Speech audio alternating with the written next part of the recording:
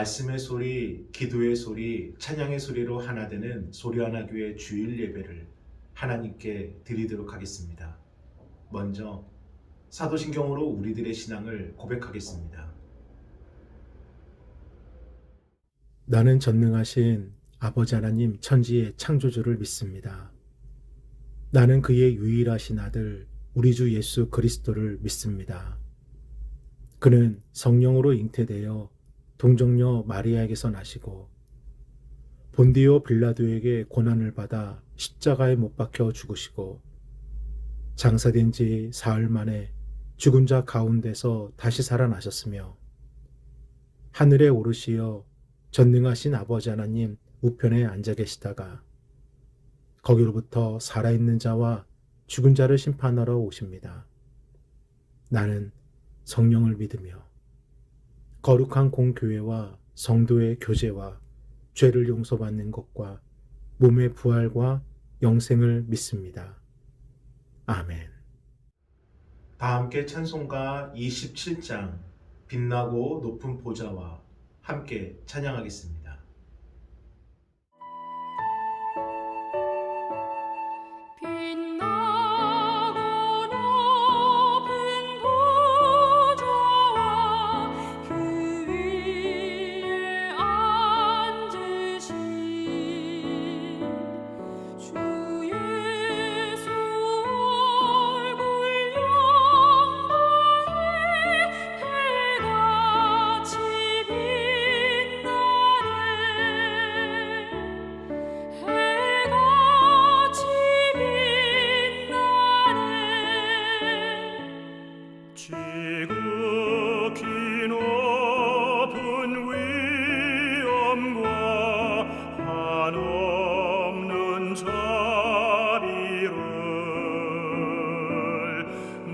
천사 소리 합하여 늘 찬송 드리네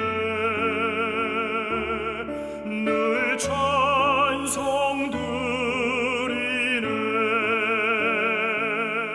영축을 나를 살리려 그 영광 떠나서 그 부끄러운 십자가 날 위해 지셨네 날 위해 지셨네 나 이제 생명 있음은 주님의 은혜요 저 사망 권세 이기니 큰 기쁨 넘치네 큰 기쁨 넘치네 주님의 보좌 있는데 전한 몸 이르러 그 영광 몸속에 올 때 내 기쁨 넘치리 내 기쁨 넘치리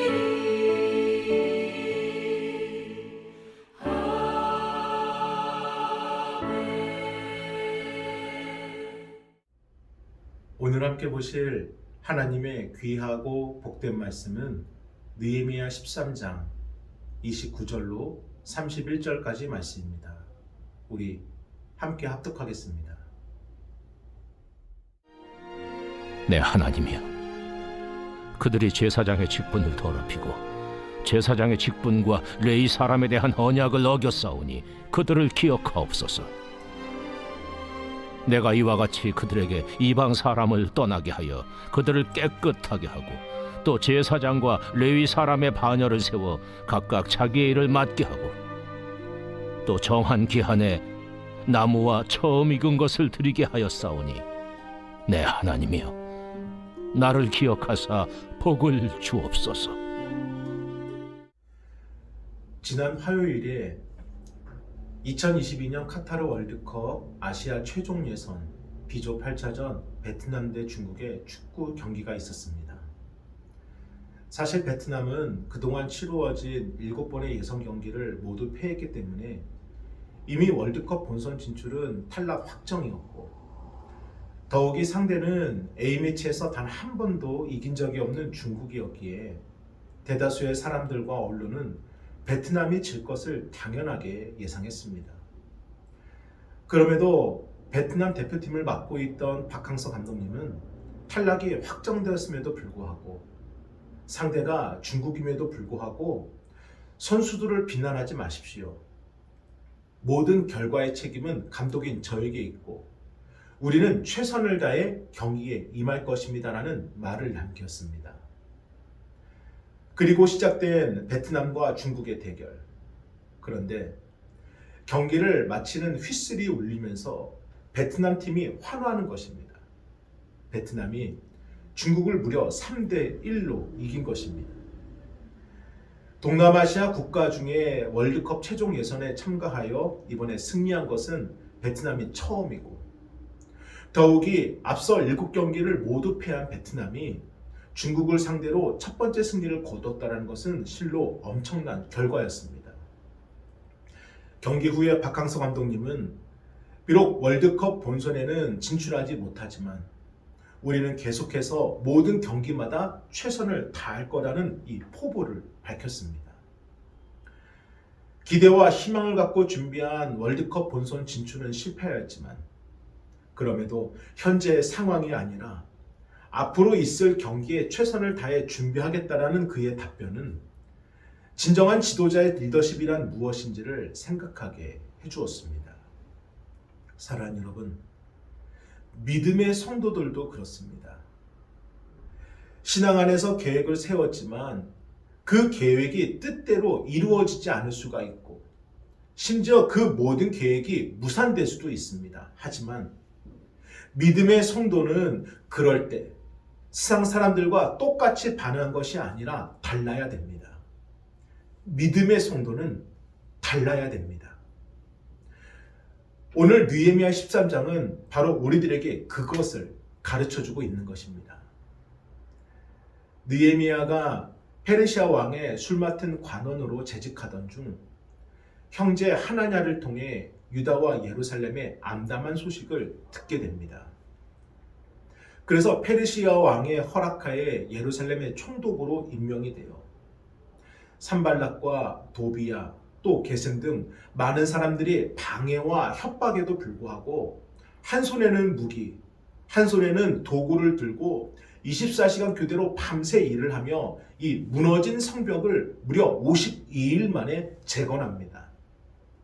그리고 말씀을 회복하여 무너졌던 백성들의 예배와 신앙을 바로 세우고 하나님의 영광과 유다 백성들을 위해 정치와 또 사회와 문화 등 여러 분야의 개혁을 단행하고 정착시키는데 노력을 기울입니다. 누가 이 일을 이렇게까지 해낼 수 있었을까요? 느헤미야는 참으로 애썼고 노력했고 잘했습니다. 그렇게 눈물과 땀으로 보낸 시간이 무려 12년. 드디어 예루살렘에는 놀라운 개혁과 변화가 이루어졌고 비로소 느헤미야는 다시 페르시아로 돌아가게 됩니다. 그런데 페르시아로 돌아온 1년 만에 너무나 가슴 아픈 소식을 듣게 됩니다. 12년 동안 그토록 노력하고 공을 들여서 개혁했던 그 모든 것들이 1년도 되지 않아 다시 원래의 상태로 되돌아갔다는 거예요. 이에 느헤미야는 페르시아 왕에게 다시 간청하여 유대 땅으로 돌아가 본인의 눈으로 직접 예루살렘의 상황을 보게 되는데, 어떻게가 이럴 수가 있나? 어떻게 이렇게 될 수가 있나? 도저히 믿을 수 없는 상황에 할 말을 잃어버립니다. 12년 동안 눈물과 땀으로 개혁했던 그 흔적은 온데간데 사라지고 예루살렘은 12년 전 그때 그 모습으로 다시 되돌아가 있는 것입니다. 그 증거의 말씀이 느헤미야 13장 7절에 기록되어져 있습니다. 우리 함께 읽어보겠습니다. 예루살렘에 이르러서야 엘리야십이 도비아를 위하여 하나님의 전들의 방을 만든 악한 일을 안지라. 아멘.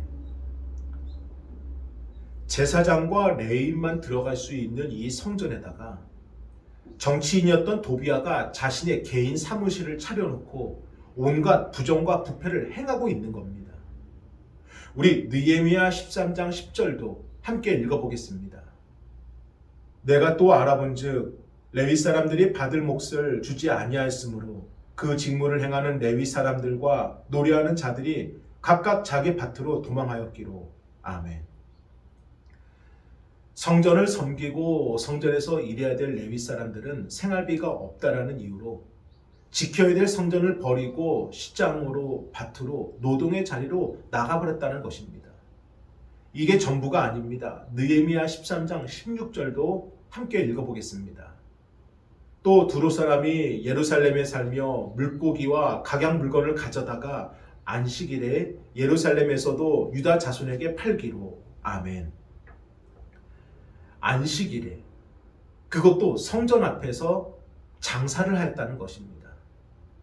예배를 드려야 될 날, 예배를 드려야 될 곳에서 예배를 드리지 않고 장사를 했다라는 거예요.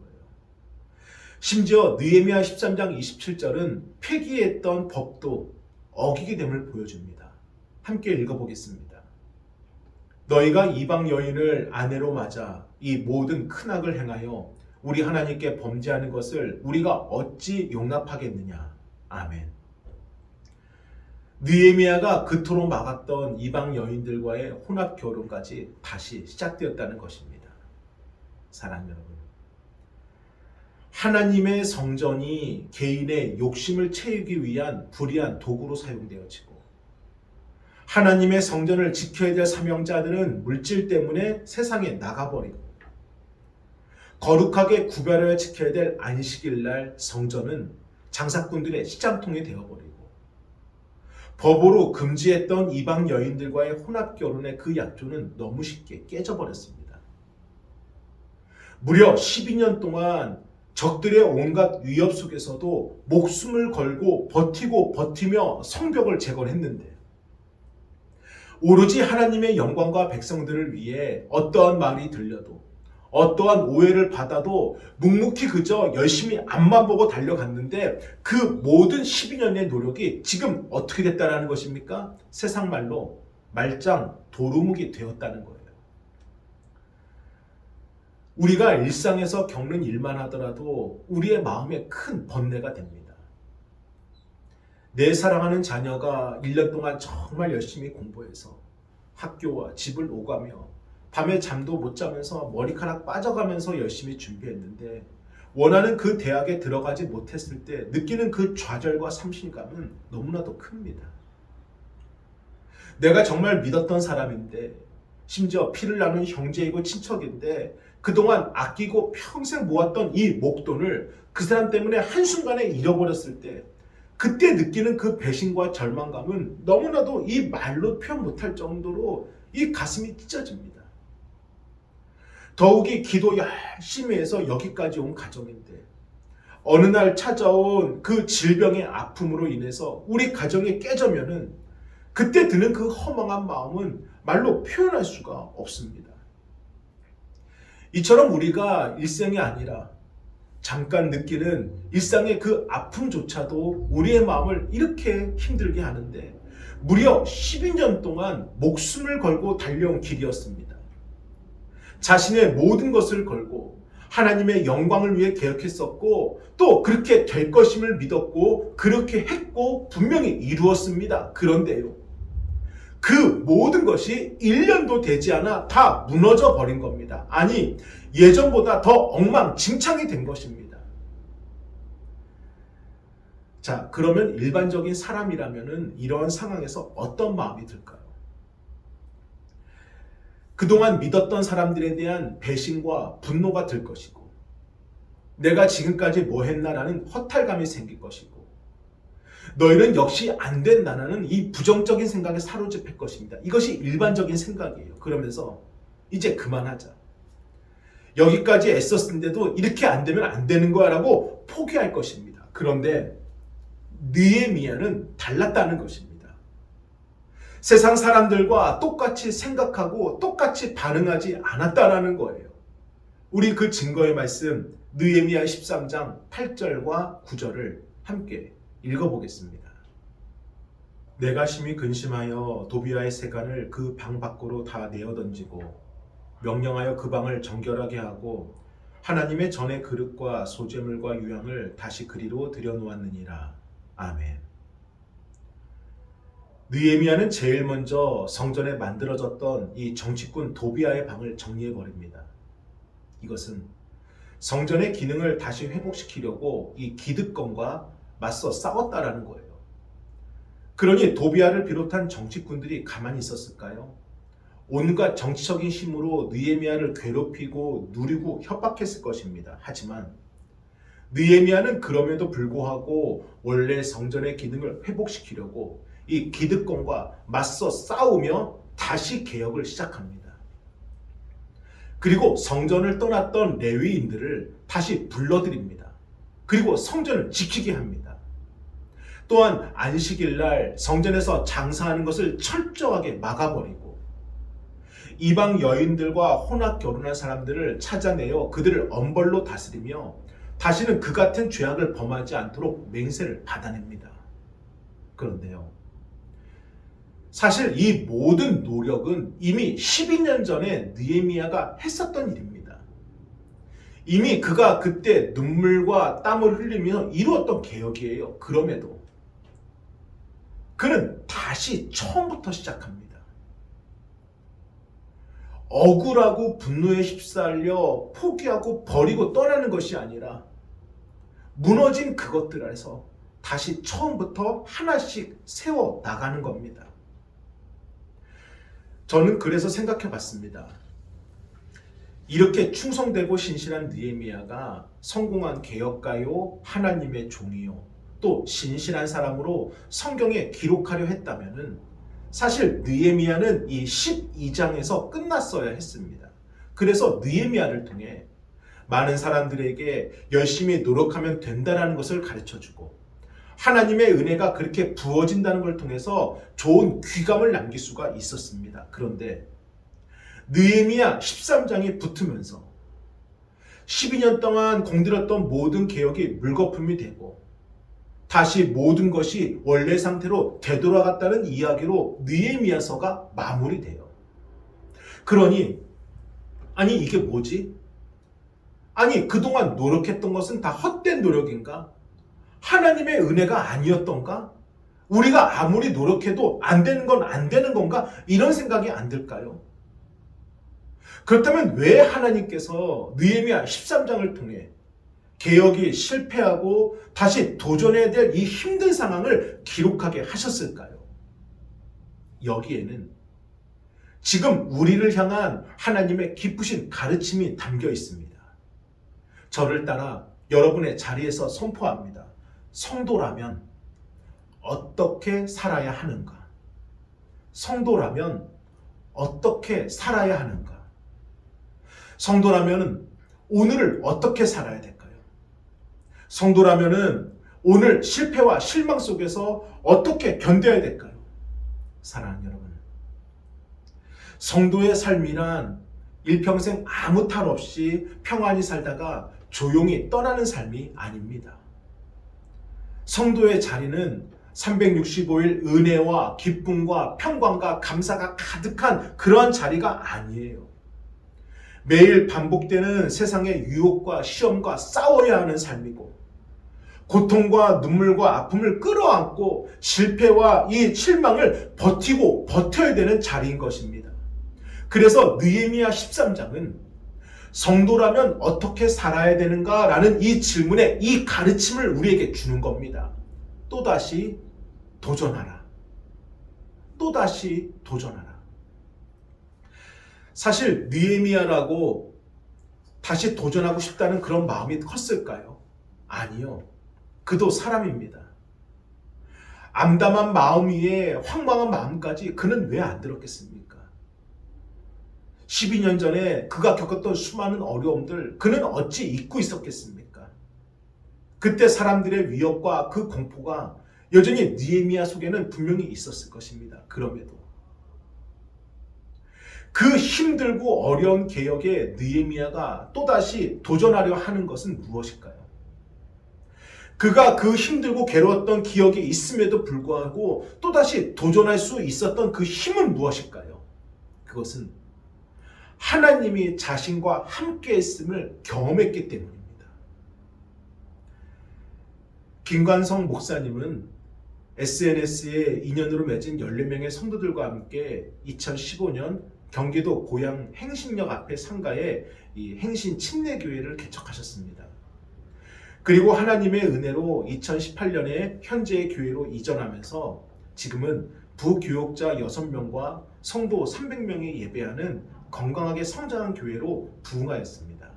그런데 작년 11월에 김관성 목사님은 모두가 예상하지 못했던 충격적인 말씀을 하게 하시는데 행신 침례교회 담임 목사직을 사임하고 울산으로 내려가 다시 개척을 하겠다는 것입니다.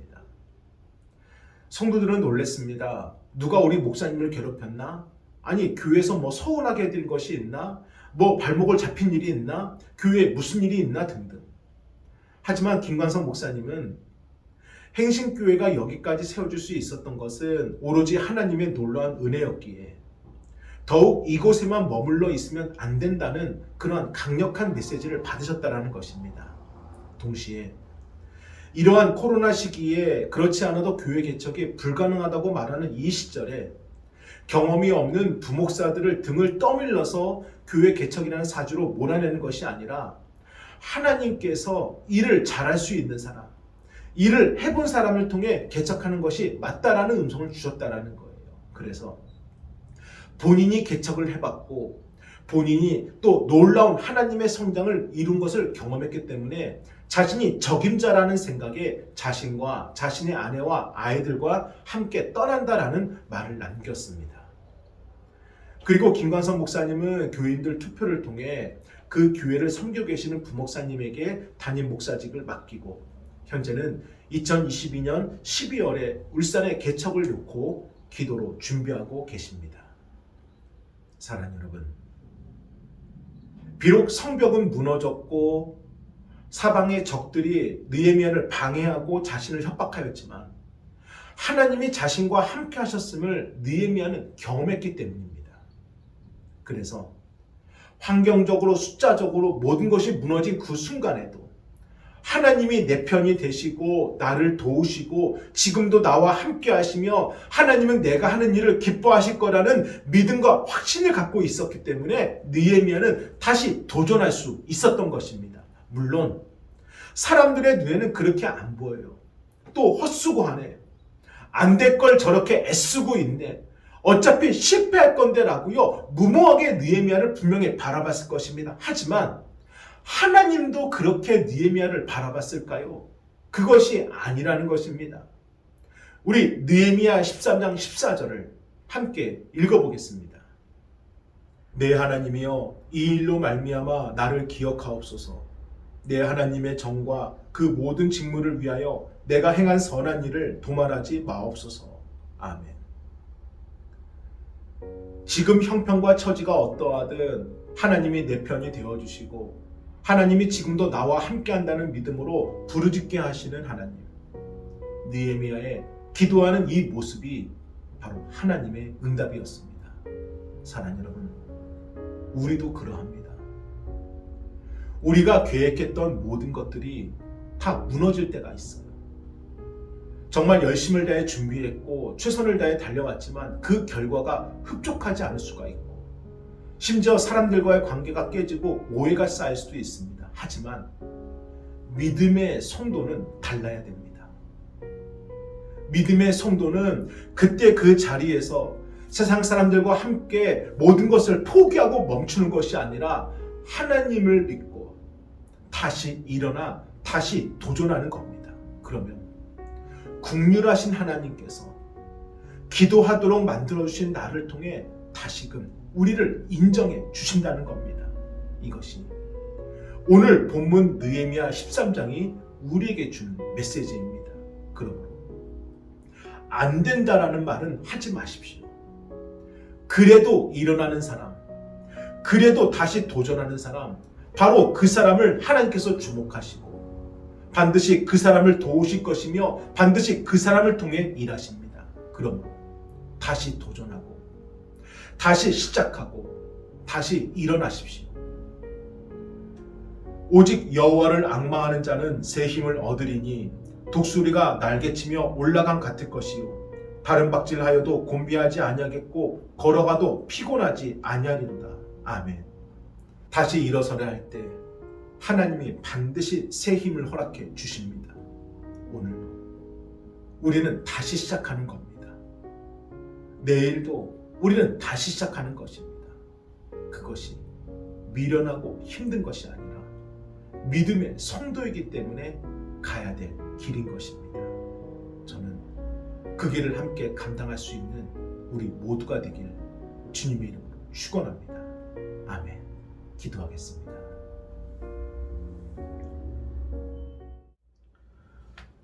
감사합니다. 정성껏 준비하신 예물을 하나님께 드리겠습니다.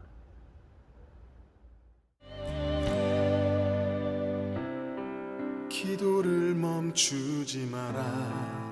눈앞의 상황이 마음을 눌러도 원망치 마라.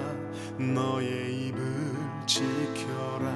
저들은 너의 입을 보고 있다. 마음을 뺏기지 마라. 내가 널 도우지 않는단 소리에 너의 모든 게 불리해도 너는 기도를 계속해라. 너 기도를 멈추지 마라. 내가 너의 그 모든 상황을 바로 역전시키리니 너 기도를 멈추지 마라. 내가 잠시도 쉬지 않고 모든 걸 지켜보고 있으니 바로 역전되리라. 축도로 예배를 마치겠습니다. 이제는 우리 주 예수 그리스도의 은혜와 하나님의 그 크신 사랑과 성령님의 감화감동 역사하심이 주님을 믿고 주님을 바라보고 다시 시작하는 성도들 위해 이제로부터 영원토록 함께 하시길 간절히 축원하옵나이다. 아멘.